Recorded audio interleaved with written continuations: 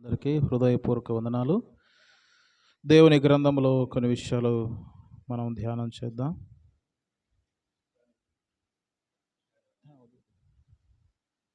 Mark సువార్త 5వ అధ్యాయము.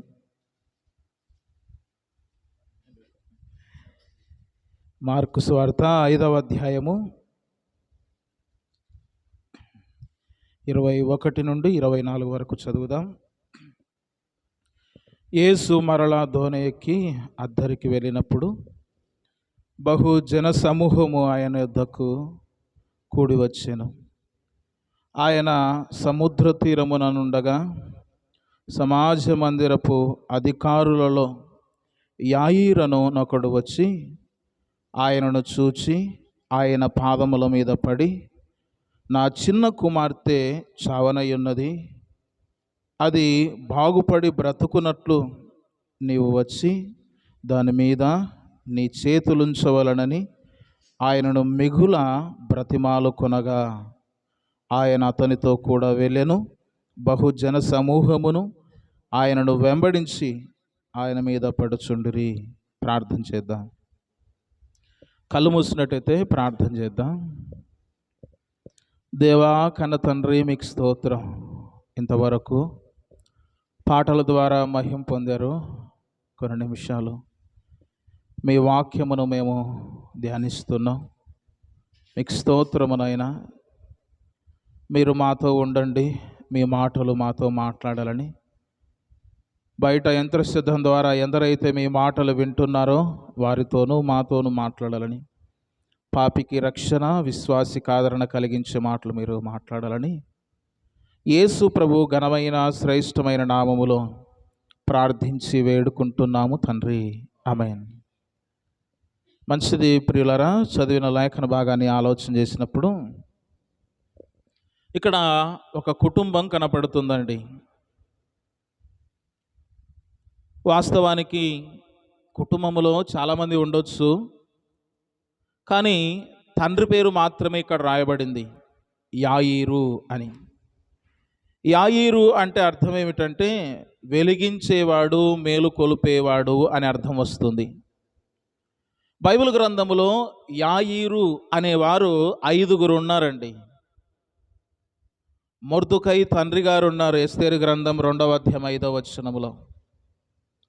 అంత మాత్రమే కాదు, యూదా వంశస్థులలో ఒకడున్నాడు, మనష్షే గోత్రికురాలు చెందిన వ్యక్తి. సంఖ్యాకాండము 32వ అధ్యాయము, ద్వితీయోపదేశకాండం 3వ అధ్యాయం, ఇంకా రాజుల గ్రంథం 4వ అధ్యాయములో అక్కడ చూస్తాం. ఇంకా తర్వాత ఇంకో యాయీరు ఉన్నాడు, ఇశ్రాయేలుల న్యాయాధిపతులలో ఒకడు.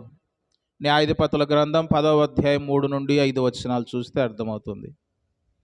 ఇంకో యాయీరు ఉన్నాడు, గొల్యాతు సహోదరుడకు ఒక ఫిలిస్తీయుని చంపిన ఒక బలవంతుని తండ్రి.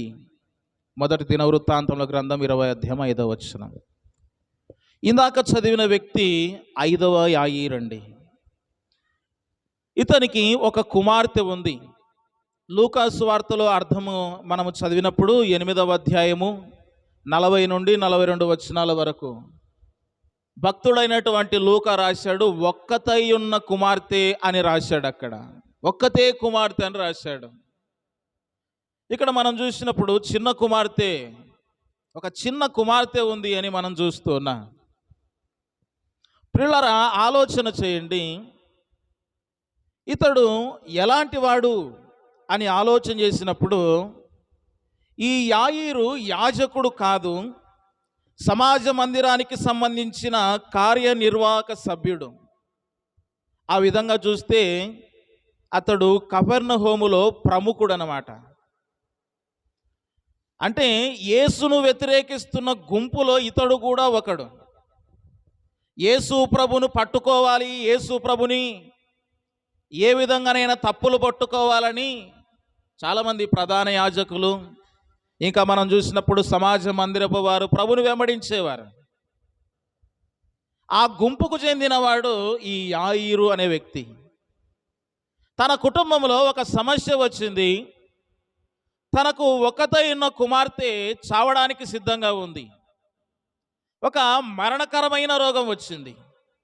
చాలా మటుకు యేసు ప్రభుని వెంబడిస్తున్నారు. ఆ కాలంలో బహు జన సమూహములు యేసు ప్రభుని వెంబడిస్తున్నారు. అంత మాత్రమే కాదు, యేసు ప్రభు అంటే గిట్టని వారు కూడా చాలా మంది ఉన్నారు ఆ దినాలలో. ఆయన ఎక్కడ దొరుకుతాడా అని ఎదురు చూసేవారు ఉన్నారు. యేసు ప్రభుని వెంబడించే గుంపులో ఈయన ఎక్కడ ధర్మశాస్త్రానికి విరోధంగా మాట్లాడుతారా అని చెప్పేసి వెంబడించేవారు కూడా ఉన్నారు. అలాంటి వ్యక్తులలో ఈ యాయీర్ అనే వ్యక్తిని కూడా మనం చూస్తూ ఉన్నాం. అయితే అలాంటి పరిస్థితుల్లో ఉండినప్పుడు ఆ వ్యక్తి యేసు ప్రభుని వ్యతిరేకించే గుంపులో ఉండినప్పుడు తన ఇంటిలో సమస్య వచ్చిందండి. తనకు ఒకతై ఉన్న కుమార్తెకు మరణకరమైన రోగం వచ్చిందండి. ఆయనకు తెలుసు వాస్తవానికి ఆ గుంపుకు చెందిన వారు యేసు ప్రభు అంటే గిట్టదు కదా. కానీ యేసు ప్రభు దగ్గరికే రావడం ఎంత అద్భుతం అండి. అంటే యేసు ప్రభు నిజమైన దేవుడు అనేది చాలా మందికి తెలుసు. నేటి సమాజంలో కూడా యేసు ప్రభు లోకరక్షకుడు అనే సంగతి చాలా మందికి తెలుసు. ఈ భారతదేశంలో మొట్టమొదటగా యేసు ప్రభును నమ్ముకునే వారు అగ్రకులస్తులు బ్రాహ్మిన్సే. యేసు ప్రభును వెంబడించిన వారిలో మొట్టమొదటగా తోమా ఈ దేశానికి 51వ సంవత్సరంలో వచ్చినప్పుడు మొట్టమొదటగా నమ్ముకున్నది కేరళ బ్రాహ్మిన్స్ నమ్ముకున్నారు. నేటి సమాజాన్ని మనం ఆలోచన చేసినప్పుడు యేసు ప్రభు లోకరక్షకుడు అని తెలుసు చాలా మందికి. యేసు ప్రభువే మనుషుని యొక్క పాపముల కొరకు ఈ లోకానికి వచ్చాడు, ఒక ప్రజాపతిగా అని తెలుసు. అయినా ప్రభుని వ్యతిరేకిస్తున్నారు. ఇతడు కూడా అలాంటి గుంపుకు చెందినవాడే. అయితే ఈ వ్యక్తి గ్రహించాడు చాలా విషయాలు. యేసు ప్రభు అంటే గిట్టదు కానీ తన కుమార్తె బాగుపడాలనుకుంటున్నాడు.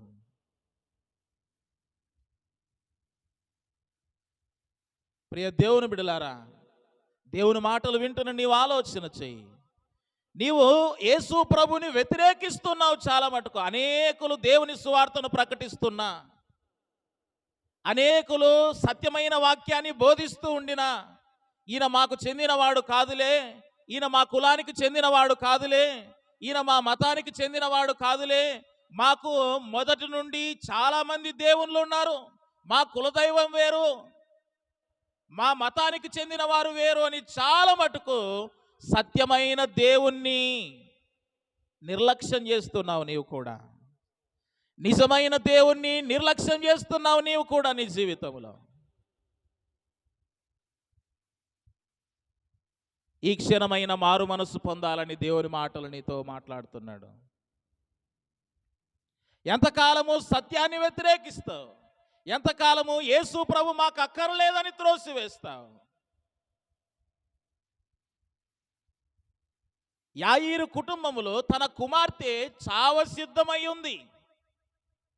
నీ కుటుంబములో కూడా అందరూ కూడా చావడానికి సిద్ధంగా ఉన్నారంటే నరకానికి వెళ్ళడానికి సిద్ధంగా ఉన్నారు. నీకు నీ కుటుంబం మీద చింత లేదా? ఇందాక సాక్ష్యం చెప్తూ దేవుని దాసుడు కులము కూడు పెట్టదంట. ఏం పెట్టదండి? కూడు పెట్టదు. యేసు ప్రభు ఒక మతము కాదు, ఇది మార్గం అని అనేకులు చెప్తున్నారు. అయినా కులాన్ని పట్టుకొని, మతాన్ని పట్టుకొని సత్యాన్ని మరుస్తున్నారు. ప్రియ దేవుని బిడ్డలారా, ఒకసారి నువ్వు దేవుని మాటలు విను. నీ కుటుంబము కూడా మరణానికి అంచుల్లో ఉంది. అనగా పాపములో జీవిస్తూ నరకానికి దగ్గరలో ఉన్నారు మీరందరూ కూడా. ఈ క్షణమైన సత్యదేవుణ్ణి వెంబడించు. యాయీరు కూడా యేసు ప్రభుని వ్యతిరేకించిన వ్యక్తి. ఎవ్వరు బాగు చేయలేకపోయారు తన కుమార్తెను. తన మతస్థులు బాగు చేయలేకపోయారు, తన కులస్థులు బాగు చేయలేకపోయారు. మొత్తానికి యేసు ప్రభు చెంతకొచ్చాడు. ఎక్కడికి వచ్చాడండి? యేసు ప్రభు చెంతకొచ్చాడు. యేసు ప్రభువే ఇంకా బాగు చేయగలడు అనే సంగతి అర్థం చేసుకున్నాడు. యాయీరు అంటే అర్థము వెంబడించేవాడు. తన జీవితంలో యేసు ప్రభుని ఎరగనప్పుడు ఎవరెవరినో వెంబడించాడు. బహుశా యేసు ప్రభుని గురించి తెలుసుకున్న తర్వాత ప్రభునే వెంబడించాడు. నా కుటుంబంలో ఉండిన వ్యక్తి, నా కుటుంబంలో ఉండిన నా కుమార్తె చావ సిద్ధమైంది, ఆమె బ్రతకాలంటే యేసు ప్రభువే మార్గమై ఉన్నాడని గ్రహించాడండి. ఈ రాత్రి దేవుని మాటలు వింటున్న నీవు కూడా, నీవు బ్రతకాలంటే, నీ కుటుంబంలో ఉండిన వారు బ్రతకాలంటే, అనగా నిత్య జీవానికి వారసులు కావాలంటే యేసు ప్రభువే మార్గమై ఉన్నాడు, ఇంకో మార్గము లేనే లేదండి. యేసు ప్రభువే మార్గమై ఉన్నాడు, ఇంకో మార్గము లేదు. దైవ గ్రంథంలో రాయబడింది, యోహాను సువార్త 14వ అధ్యాయం 6వ వచనంలో రాయబడింది. యేసు ప్రభు చెప్తున్నాడు, నేనే మార్గమును, నేనే సత్యమును, జీవమును, నా ద్వారా తప్ప ఎవ్వడు తండ్రి యొద్దకు చేరలేడు. యేసు ప్రభువే మార్గము. ఎక్కడికి? పరలోకానికి. ఆయన తప్ప ఇంకో మార్గము లేదు ఈ భూలోకములో. నువ్వు ఎన్ని ప్రయాసలు పడినా, ఎన్ని ప్రయత్నాలు చేసినా, జపతపాలు చేసినా, యజ్ఞహోమాలు చేసినా, భూదానాలు చేసినా, అన్నదానాలు చేసినా, వస్త్రదానాలు చేసినా, చీమలకు చక్కెర వేసినా, ఏమి చేసినా పరలోకానికి నీవు వెళ్ళడానికి అవి అర్హమైనవి కాదండి. యేసు ప్రభును నమ్ముకుంటే చాలు. నిన్ను బ్రతికించేవాడు ఆయన, నీ కుటుంబాన్ని బ్రతికించేవాడు, నిన్ను పాతాళములో పడకుండా కాపాడేవాడు యేసు ప్రభు మార్గమై ఉన్నాడు. అందుకే ఒక భక్తుడు పాట పాడినాడు, యేసే మార్గము, యేసే సత్యము, యేసే జీవమయా, యేసే సర్వమయా.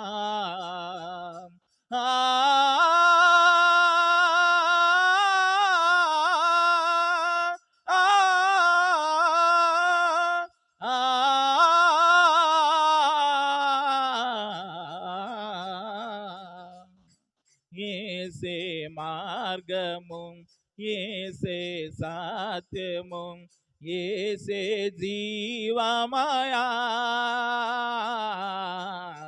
యేసే సర్వమయా. ప్రియ దేవుని బిడ్డలారా, యేసు ప్రభువు మార్గమై ఉన్నాడండి.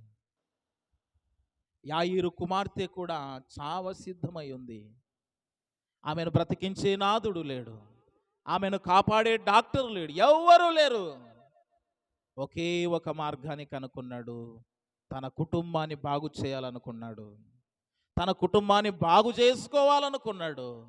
తన కుటుంబంలో ఉండినటువంటి తన కుమార్తెను బ్రతికించుకోవడానికి యేసు ప్రభు చెంతకు వచ్చాడు. ప్రియ దేవుని బిడ్డలారా, యాయీరు కుమార్తె బాగుపడడానికి తన తండ్రి చేసిన కార్యములు 6 చెప్పి నేను ముగిస్తాను. తన కుమార్తెను బ్రతికించుకోవడానికి, అనగా తన కుటుంబాన్ని బాగు చేసుకోవడానికి యాయీరు చేసిన 6 పనులు ఏమిటి అని మనం ఆలోచన చేసినప్పుడు చూద్దాం. చూడండి, మార్కు సువార్త 5వ అధ్యాయము 22వ వచనాన్ని చదువుదాం. ఆయన సముద్ర తీరమున నుండగా సమాజ మందిరపు అధికారులలో యాయీరును ఒకడు వచ్చి ఆయనను చూచి, ఇక్కడ మనం గమనించవలసిన మాట, యాయీరు అనే వ్యక్తి ఎక్కడికి వచ్చాడంటే దేవుని దగ్గరికి వచ్చాడు, చూశాడు ప్రభుని. ఆయన దగ్గరికి వచ్చి చూశాడు. ఈరోజు నీవు కూడా దేవుని మాటలు వింటూ ఉన్నావు. నీ కుటుంబాన్ని బాగు చేసుకోవాలంటే దేవుని దగ్గరికి రావాలి. ఎక్కడికి రావాలండి? దేవుని దగ్గరికి. యాకోబు పత్రికలో మనం చదువుతాం, దేవుని దగ్గరికి రండి, ఆయన మీ యొద్దకు, ఆయన యొద్దకు రమ్మని ప్రభు పిలుస్తున్నాడు. బైబిల్ గ్రంథంలో మనం చదువుతాం కదా, ప్రయాసపడి భారమోసుకొనుచున్న సమస్త జనులారా, నా యొద్దకు రండి, నా యొద్దకు రండి, నేను మీకు విశ్రాంతినిచ్చును. చాలామందికి నెమ్మది లేదు, విశ్రాంతి లేదు, ప్రయాసపడుతున్నారు, పరుగులు తీస్తున్నారు ఈ లోకములో, ఎన్నో పాటలు పడుతున్నారు ఈ లోకములో. నెమ్మది పొందుకోవాలని, సమాధానం పొందుకోవాలని, రక్షణ పొందుకోవాలని, విమోచన పొందుకోవాలని, మోక్షానికి చేరుకోవాలని, పాపములకు పరిహారమునందాలని ఎన్నెన్నో ప్రయాసలు పడుతున్నారు, ఎన్నెన్నో యాత్రలు చేస్తున్నారు. ఏమి చేసినా ప్రయోజనము లేదు. యేసు ప్రభును నమ్ముకుంటే పాపములన్నిటికీ విమోచన దొరుకుతుంది ప్రియులారా. తన కుమార్తె బ్రతకడానికి, తన కుమార్తెను బాగు చేసుకోవడానికి తండ్రి ఏం చేశాడంటే యేసు ప్రభు దగ్గరికి వచ్చాడు, ఆయనను చూస్తూ ఉన్నాడు. నీవును నీ ఇంటి వారును బ్రతకాలనుకుంటే, అనగా ఆ మోక్ష రాజ్యానికి నువ్వు చేరుకోవాలనుకుంటే ఆయన యొద్దకు రావాలి. నువ్వు ఆయన వైపు తిరగాలి. నువ్వు ఎక్కడెక్కడో తిరుగుచున్నావేమో, ఏమేమో చేస్తున్నావేమో, గుండు కొట్టుకించుంటున్నావేమో, పాదయాత్రలు చేస్తున్నావేమో, నువ్వు తెలియక, సత్యము తెలియక భ్రమపడుచున్నావు. నీవు నీ కుటుంబాన్ని బ్రతికించుకోవాలనే ఆలోచన నీకు లేదా? యాయీరు కూడా తన కుమార్తె చావ సిద్ధమై ఉండినప్పుడు తన కుమార్తెను బ్రతికించుకోవాలని యేసు ప్రభును చూచాడు, ఆయన దగ్గరికి వచ్చాడు. నీవు కూడా బ్రతకాలని ఆశ ఉంటే నీకు, బైబిల్ గ్రంథంలో రాయబడినట్టు ఎవడైనా బ్రతకగోరువాడు ఉన్నాడా అనే మాట రాయబడింది. నీవు కూడా బ్రతకాలని ఆశ నీకుంటే ఆయన యొద్దకు రా. ఆయన యందు విశ్వాసం ఉంచిన వారిని చనిపోయినను బ్రతికించే దేవుడు ఆయన. ప్రియులారా, యాయీరు తన కుమార్తెను బ్రతికించుకోవడానికి చేసిన మొట్టమొదటి పని ఏంటంటే దేవుణ్ణి చూశాడు, ఆయన దగ్గరికి వచ్చాడండి. ఈ రాత్రి నువ్వు వస్తావా దేవుని దగ్గరికి? ఆయన పిలుస్తూ ఉన్నాడు, ప్రేమతో పిలుస్తూ ఉన్నాడు. బైబిల్ గ్రంథములో అనేక సార్లు ఆయన కేకలు వేసి పిలుస్తున్నాడు, నా యొద్దకు రండి, నా యొద్దకు రండి, నా వైపు మరలుకోండి, నా వైపు చూడండి. ఆయన చేతులు చాచి పిలుస్తున్నాడు. అనేక సార్లు నీతో మాట్లాడుతున్నాడు, అనేక మంది సువార్థికులతో నీతో మాట్లాడుతున్నాడు. కానీ నీవు మాత్రం నిర్లక్ష్యంగా నాకు కాదులే, మాకు చెందిన వారు కాదులేని ఆ పరలోక రాజ్యాన్ని నిర్లక్ష్యం చేస్తూ, నీ పాపములకు విమోచన కలిగించే ప్రభుని నిర్లక్ష్యం చేస్తూ నీ జీవితాన్ని వ్యర్థంగా కొనసాగిస్తున్నావు. ఈ క్షణమైన గ్రహించు. ఈ వ్యక్తి కూడా, యాయీరు అనే వ్యక్తి కూడా ప్రభుని వ్యతిరేకించిన వాడు. తన కుమార్తెను బ్రతికించుకోవడానికి, తన జీవితాన్ని కట్టుకోవడానికి, తన కుటుంబాన్ని కట్టుకోవడానికి యేసు ప్రభుని చూచి ఆయన దగ్గరకు వచ్చాడండి. రెండో విషయం ఏం చేశాడో చూద్దాం, చూడండి. అదే 5వ అధ్యాయం 22వ వచనములో మనం చదివినప్పుడు, మార్కు సువార్తలో చివరిగా ఆయన పాదముల మీద పడి ఆయనను చూచాడు, ఆయన పాదముల మీద పడ్డాడండి. ఇది పశ్చాత్తాపానికి గుర్తుగా ఉంది. దేనికి గుర్తు? పశ్చాత్తాపం, తగ్గింపునకు గుర్తు, పశ్చాత్తాపమునకు గుర్తు. ఆమె బ్రతకడానికి, తన కుటుంబం బాగుపడడానికి, తన కుటుంబంలో ఉండిన వారు నిత్య జీవానికి వెళ్ళడానికి పశ్చాత్తాపం పొందారండి. ఆయన పశ్చాత్తాపం కనబడుతుంది అక్కడ. వాస్తవానికి ప్రభును పట్టుకోవాలని గుంపులో ఉండిన వ్యక్తి ఆయన పాదముల మీద పడ్డాడు. ఎవరి పాదముల మీద? ప్రభు పాదముల మీద పడ్డాడు. ఈ రాత్రి దేవుని మాటలు వింటున్న నీవు కూడా ఆయన పాదములు ఇక్కడ లభిస్తున్నాయి. ఎలాగో తెలుసా? ఆయన అన్నాడు, ఆకాశము నా సింహాసనము, భూమి నా పాదపీఠము, భూమి మీద ఆయన పాదములు లభిస్తున్నాయి అనగా ప్రార్థనలో నువ్వు గడిపితే, ఆయన పాదముల చెంత నీవు పడినప్పుడు నీ పాపములకు విమోచన దొరుకుతుంది. ఆయన పాదములు ముట్టుకుండి అనేకులు బాగుపడిన వారు దైవ గ్రంథములో ఉన్నారండి. ఆయన పాదముల చెంత దేవుని బోధ వినిన వారు ఉన్నారు. ఆయన పాదములు తాకి స్వస్థత పొందిన వారు ఉన్నారు. రాత్రి దేవుని మాటలు వింటున్నాను నీవు కూడా. యేసు ప్రభు చెంతకు వచ్చి పశ్చాత్తాపడు. ఎంతకాలం ఇంకా పాపములోనే జీవిస్తావు? ఎంతకాలం ఇంకా లోకములోనే జీవిస్తావు? ఇవన్నీ నువ్వు చూడడం లేదా? లోకములో జరుగుతున్న సంభవాలన్నీ, ఎన్ని మరణ వార్తలు వినడం లేదు, ఎన్ని దుర్వార్తలు వినడం లేదు, ఎన్ని ఘోరమైన వార్తలు వినడం లేదు, ఎన్నో విపత్తులను గురించి వింటున్నావు, ఎన్నో యాక్సిడెంట్లను గురించి వింటున్నావు, అనేకమైనటు నువ్వు వింటున్నావు. ప్రియ దేవుని బిడ్డ, ఆ కోవలో నీవు కూడా ఏదో ఒక రోజు పోవాల్సి వస్తే నీవేం చేస్తావు? ఏదో ఒక దినం మరణం ఎదురవుతుంది కదా. ఎంతకాలం ఇంకా పశ్చాత్తాపడకుండా, పాపములను ఒప్పుకోకుండా, తింటూ త్రాగుతూ వ్యభిచరిస్తూ పాపము చేస్తూ ఇష్టానుసారమైన జీవితం కలిగి ఎంతకాలము జీవిస్తావు ప్రభు చెంతకు రాకుండా?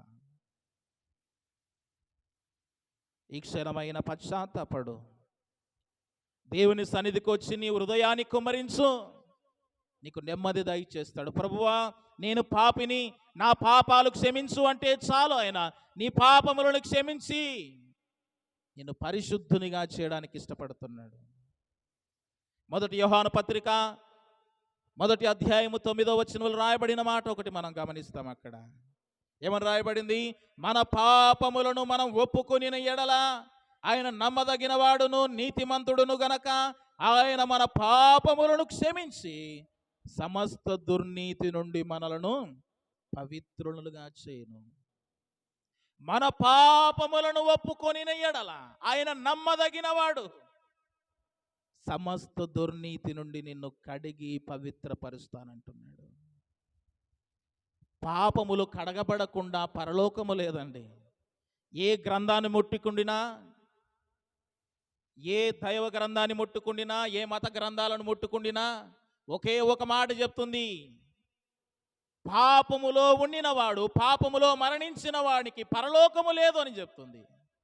పాపములకు విమోచన పొందిన వానికే పరలోకం. మరి పాపములకు విమోచన పొందాలంటే ఏ మార్గము? చాలామంది పాపములకు విమోచన పొందాలని ఎడ్ల రక్తము, మేకల రక్తము, పొట్టేళ్ల రక్తము చిందిస్తున్నారు. లేకపోతే అన్నదానాలు చేస్తున్నారు, ఏవేవో చేస్తున్నారు. ఏంటికి? పాపములకు విమోచన పొందాలని. అలా జరుగుతుందా? వేద గ్రంథంలో కూడా చెప్పబడిన మాట, సర్వ పాప పరిహరో రక్త ప్రోక్షణవశ్యం తద్రక్తం పరమాత్మైన పుణ్యదాన బలియాగమంట. దీని అర్థం మనం చాలాసార్లు వింటూ ఉంటాం. ఒక వ్యక్తి పాపముతో ఉంటే పరలోకానికి వెళ్ళలేడు. ఒక వ్యక్తి పాపాలు పరిహరించబడాలంటే రక్తము చిందించబడాలి. ఆ రక్తము పరిశుద్ధమైనదై ఉండాలి. ప్రజాపతి అయినటువంటి దేవుని రక్తమై ఉండాలి. ఆయన మనుషులందరి కొరకు రక్తాన్ని కార్చాడు. ఆయన మాత్రమే నీ పాపములు క్షమించడానికి అధికారము కలిగిన వాడు. కనుక ప్రియ దేవుని బిడ్డలారా, ఆలోచన చేయండి. దేవుని దగ్గరకు వచ్చి పశ్చాత్తాపడండి. నీ పాపములను నీవు ఒప్పుకో. పశ్చాత్తాపడకుండా పాపములకు పరిహారం పొందుకోలేవు. నువ్వు ఎంత ధనవంతుడివైనా కావచ్చు, ఎన్ని కార్లైనా ఉండొచ్చు, ఎంత పెద్ద స్థాయిలో అయినా నువ్వు ఉండవచ్చు, రోజుకు బంగారు బట్టలు కూడా తొడగొచ్చు, నువ్వు పరలోకం లేదు నీకు. పశ్చాత్తాపడు. ఈ క్షణమైన పాపమును విడిచిపెట్టు. ఆయన దగ్గరికి రా. మొదటగా ఆయన వైపు చూడు. దేవుని చెంత మోకాలుండి పశ్చాత్తాపడు. నీవు బ్రతుకుతావు, నీ ఇంటి వారు కూడా బ్రతుకుతారు. తర్వాత మూడవదిగా ఏం చేశాడు ఆ వ్యక్తి అని చూద్దాం. చూడండి, మార్కు సువార్త 5వ అధ్యాయము 23వ వచనం.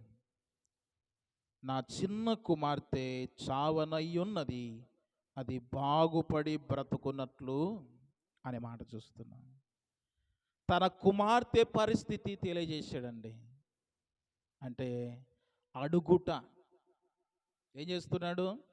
అడుగుట. నా చిన్న కుమార్తె చావనయ్యుంది. తనకుండే సమస్య చెప్తున్నాడు దేవుని దగ్గర. ప్రభు చెంత అడుగుతూ ఉన్నాడు, నా కుమార్తె చావనయ్యుంది. పరిస్థితి తెలియజేస్తున్నాడు దేవునికి, వేడుకుంటున్నాడు. ఇంకో మాట మనం చూసినప్పుడు 23వ వచనములోనే అక్కడ రాయబడిన మాట, అది బాగుపడి బ్రతుకున్నట్లు అనే మాట చూస్తున్నాం. అంటే బాగుపరుస్తాడని నమ్మాడు, అంటే విశ్వాసం ఉంచాడు. యేసు ప్రభు చెంతకు వచ్చి అది బాగుపడి బ్రతుకున్నట్లు, అంటే యేసు ప్రభువే బాగు చేస్తాడని నమ్మాడండి. ఎవరు బాగు చేస్తారని? దేవుడే బాగు చేస్తాడని. ఈ భూలోకములో ఒక మనిషిని బాగు చేయాలంటే యేసు ప్రభువే, ఇంకొక మార్గము లేదు. త్రాగుబోతులను మార్చాలంటే యేసు ప్రభువే, దొంగలను మార్చాలంటే యేసు ప్రభువే, వ్యభిచారులను మార్చాలంటే యేసు ప్రభువే, గంజాయి తాగే వారిని మార్చాలంటే యేసు ప్రభువే, పాపులను మార్చాలంటే యేసు ప్రభువే. ఇంకొకరు ఎవ్వరు లేరు పాపులను మార్చేవారు. ఎన్ని పోలీస్ స్టేషన్లు ఉన్నాయండి, పాపం చేయకుండా ఉన్నారా? లేరు లేరు. ఎంతో ఘోరమైన పాపులను కూడా, భయంకరమైనటువంటి నరహంతకులను కూడా బైబిల్ గ్రంథమే మార్చింది. యేసు ప్రభువే బాగు చేశాడు, అనేకులు బాగుపడ్డారండి. ఒకవేళ యేసు ప్రభు ఈ లోకానికి రాకపోతే, యేసు ప్రభు మన కొరకు చనిపోకపోతే, యేసు ప్రభు సువార్త ఈ లోకములో ప్రకటించబడకపోతే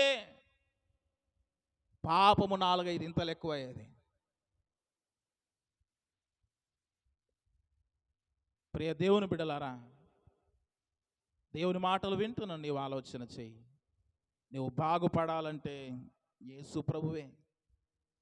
చాలామంది అంటుంటారు, తల్లిదండ్రులు నా కుమారుడు మారడం లేదండి, నా భర్త బాగుపడడం లేదండి.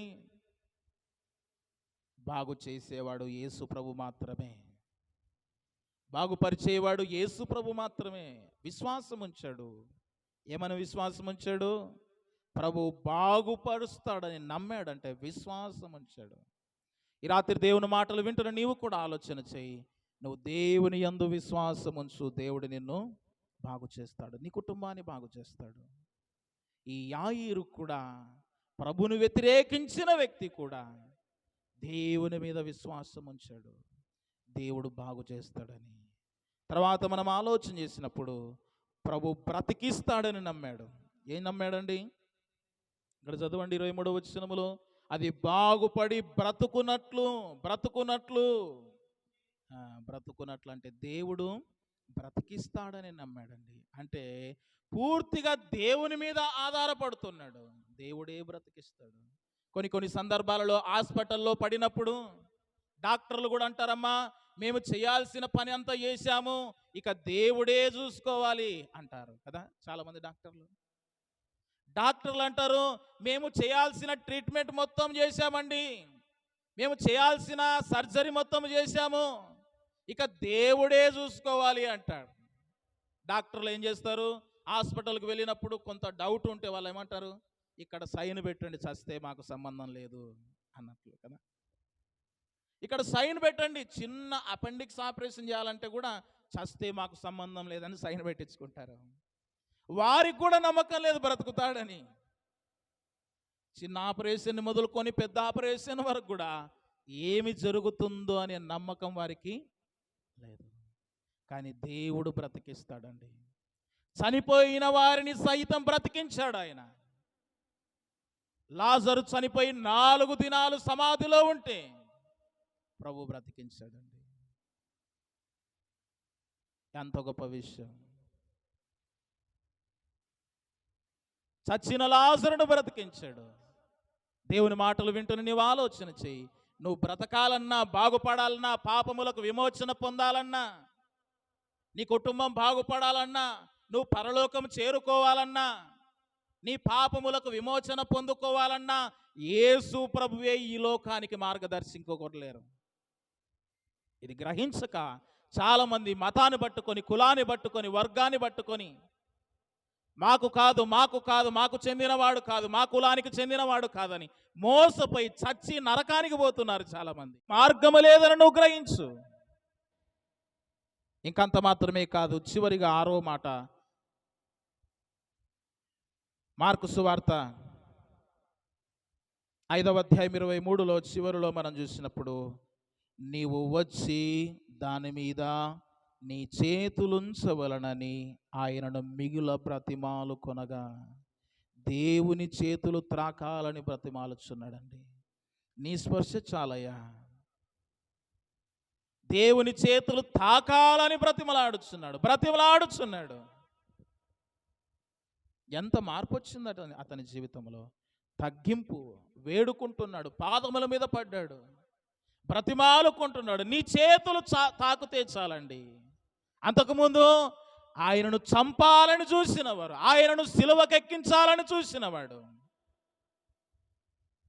ఆయన మీద తప్పిదములు మోపాలని తిరిగే గుంపులో ఉండినవాడు ఇప్పుడు వేడుకుంటున్నాడు, బ్రతిమలాడుచున్నాడు, పాదముల మీద పడ్డాడు, నీవే దిక్కు ప్రభు అని ఆధారపడ్డాడు. ఈ రాత్రి దేవుని మాటలు వింటున్న నీవు కూడా ఆలోచన చెయ్యి. నీ దృష్టిలో కూడా యేసు ప్రభు అంటే వ్యతిరేకత ఉందేమో. సత్యాన్ని గ్రహించు, నిన్ను బాగుపరిచే దేవుడు యేసు ప్రభువే అని. నిజ రక్షకుడిని, లోకరక్షకుడిని అంగీకరించు, నిన్ను కూడా బ్రతికిస్తాడు. నీవు ఇంకా పాపముల చేత, అపరాధముల చేత చచ్చి ఉన్నావు, బయటికి మాత్రం జీవిస్తున్నావు అనేదే ఉంది, కానీ నీవు మరణములో ఉన్నావు పాపములు ఒప్పుకొనకపోతే. పాపాలు విడిచిపెట్టకపోతే నువ్వు మరణ మార్గములో ఉన్నావు, నరక మార్గములో ఉన్నావు, నరకానికి అంచుల్లో ఉన్నావు. నీకు కూడా బ్రతకాలని ఆశ ఉంటే, పరలోకానికి రావాలని ఆశ ఉంటే, ఆ పరలోకములో నెమ్మది పొందుకోవాలని ఆశ ఉంటే దేవుని దగ్గరికి రా. పాపములకు పరిహారమునందు పశ్చాత్తాపడు, దేవుని మీద విశ్వాసముంచు, దేవుడే బాగు చేస్తాడని నమ్ము, దేవుడే బ్రతికిస్తాడని నమ్ము. నీ జీవితం బాగుపడుతుంది. లేకపోతే చనిపోయిన తర్వాత 2 స్థలాలు ఉన్నాయి, ఒకటి పరలోకము, ఇంకోటి నరకం. పరలోకానికి రావాలంటే పాపములకు పరిహారమునందాలి. పాపములకు పరిహారమునందకపోతే రెండో స్థలము ఘోరమైన అగ్నిగుండము. అక్కడ అగ్ని ఆరదు, పురుగు చావదు. అయ్యో అయ్యో అని కేకలు వేయాలి, వేదన పడాలి, అంగలార్చాలి. ఇక్కడేమో మంచి ఫ్యాన్ ఉంది, గాలి, ఇక్కడేమో వెలుగుల మధ్య నువ్వు ఉన్నావు. నీ ఇంటిలో మంచి చల్లని నీళ్లు తాగడానికి ఫ్రిడ్జ్ ఉంది, అక్కడ నీళ్లు దొరకవు. అక్కడ కరెంట్ ఉండదు, టీవీ సీరియల్ ఉండదు, ఫ్యాన్లు ఉండవు, ఏసీలు ఉండవు. కేకలు వేయాలి, ఆర్తనాదాలు వినపడుతుంటాయి. అయ్యో అయ్యో అయ్యో, కేకలు తప్ప ఇంకోటి ఉండవు. చీకటి. ఒక 5 నిమిషాలు కరెంటు పోతే ఉండలేము మనం, ఉంటామా? మనోళ్ళు అంటాడు, ఈ కరెంటుని కంపగొట్ట, ఇప్పుడు తీసినాడు రాత్రిపూట అంటారు పల్లెటూర్లలో. అక్కడ ఏమని కేకలు వేస్తావు నరకంలో? ఎవడు వినేవాడు లేడు అక్కడ. ఇక్కడనే చిన్న జ్వరం వస్తే, ఏమక్క జ్వరం వచ్చిందంటే నేను ఓదారుస్తారు, ఇక్కడ వచ్చి ఏమన్నా యాక్సిడెంట్ జరిగిందంటేనే ఉంటారు.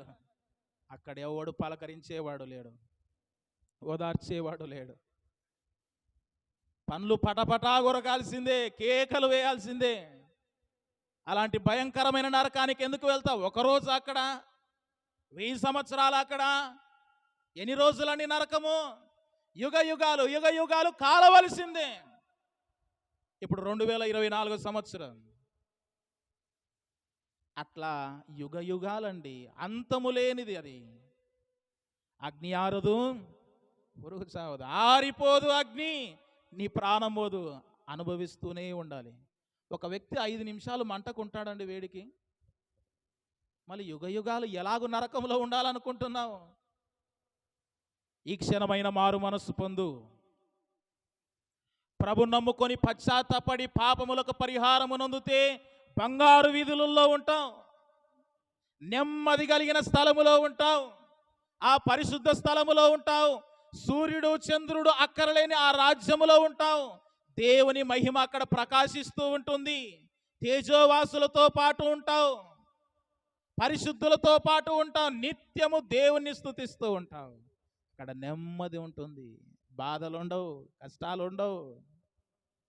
ఆ స్థలానికి నువ్వు వస్తావా, లేకపోతే నిత్య నరకానికి వెళ్తావా?